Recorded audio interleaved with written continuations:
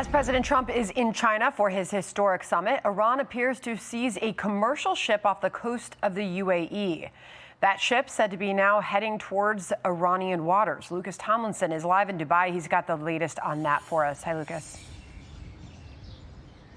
Good morning, Sandra. This comes one day after an Indian flag ship was attacked off the coast of Oman. And this is while India is hosting Iran's foreign minister right now in New Delhi. Some say that's not being very hospitable. Now, in this latest incident you just mentioned this morning, an attack on a ship 38 nautical miles off the coast of here in the UAE. That ship now seen heading towards Iranian waters. Now, she was last seen moving to Iranian waters. As I mentioned, Iran commandeering the ship while President Trump is in Beijing. Another indication the strait remains closed. Help could be coming, though. In a White House statement following their meeting between President Trump and Secretary General Xi, China and the U.S. have agreed Iran cannot have a nuclear weapon, and the Strait of Hormuz must be opened without ships paying a toll. Now, we've heard these pledges before. Remember 2015 in the Rose Garden? Xi, next to President Obama at the time, said he would not militarize the South China Sea. Now, before leaving for Beijing, President Trump said he didn't need China's help.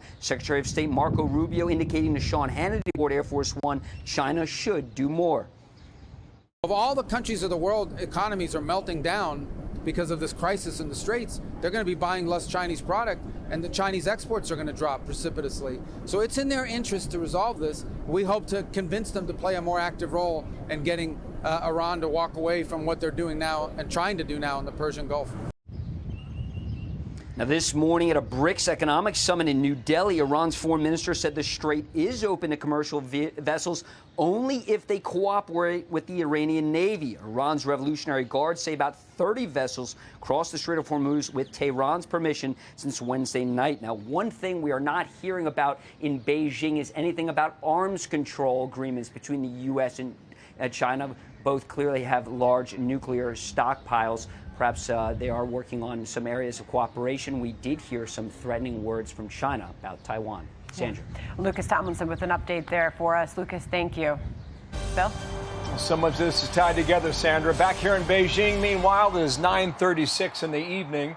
We're halfway through the summit, the conflict with Iran looming over President Trump's summit with the Chinese leader. Republican Congressman John Moolenaar, chairman of the Select Committee on China, is with me now. And, sir, thank you for your time this evening. Good morning to you back there in the U.S. And good evening to you, Bill. Do you think we come out of this by Friday evening with any movement on the Iran front?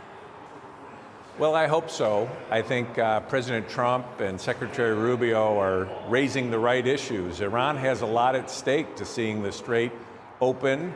They get 90% of their oil from Iran, or 90% of Iran's oil comes to China, and over half of China's oil comes from that strait. So I think they have a lot at stake, and I think we're making the right case for that. But Beijing needs to take action, not just say that they want more dialogue or they support peace. We need to see action. Okay, here is President Xi in brief remarks when the summit really got underway. We heard the president in some flattering tones talking about how he's a great leader. And President Xi said the following. Watch here. China and the United States both stand to gain from cooperation and lose from confrontation. We should be partners, not rivals. We should help each other succeed and prosper together and find the right way for major countries to get along well with each other in the new era. Sir, what strikes me in that comment is the partners, not rivals aspect. How do you think that's going? Well, I think clearly it's important to have friendly relations, and I commend President Trump for doing everything. He's being respectful, respecting the Chinese people, and we want good cooperative relations. But the reality is China is undermining our efforts with Iran, with Russia. They are stealing our technologies, cheating the American workers, and not following through on their commitments. I was really happy that the president has a commitment for more agricultural products.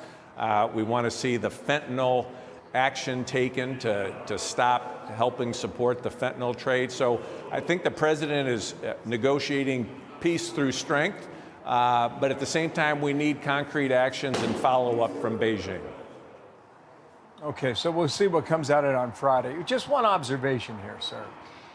Normally when we cover these summits and we hang on to every word and we're looking for a headline and we parse the language and we try to figure out what's up and what's down. And what we have in Beijing over the past several hours are two very different statements. I think it's just obvious to people who read them. The Chinese have an issue with Taiwan and the Americans have an issue with the Strait of Hormuz. And in between there, they're trying to do business together. However, normally these kind of mismatched statements don't come out of summits like this. But it is where he is, and I'm asking you as to why. And I just wonder if on the inside, this Trump team is different. Are they tougher when it comes to the issue of China? Well, I think Secretary Rubio was very clear that our Taiwan policy has not changed, and China is going to continue to make their case, but we are firm in our resolve. And I think the CCP is very effective at public relations and putting their statements out and putting that spin. And of course, their people don't have the opportunity to evaluate whether it's true or not true. And so they're very different systems. But I think that the Trump team has been firm in their negotiations, and hopefully it'll lead to a better, more fair trade relationship, but also a more peaceful world. I mean, they have to stop enabling Russia and Iran doing their nefarious actions throughout the world. Sir, thank you for your time. John Moolenaar out of Michigan. Thank you, sir. And we've got another day, so stand by for more, okay? More headlines out of Beijing for certain. Thank you for your time. Back to Sandra now. Thank you, Bill. Be sure to like and subscribe for all the Fox News latest on YouTube and catch full shows streaming now on Fox One.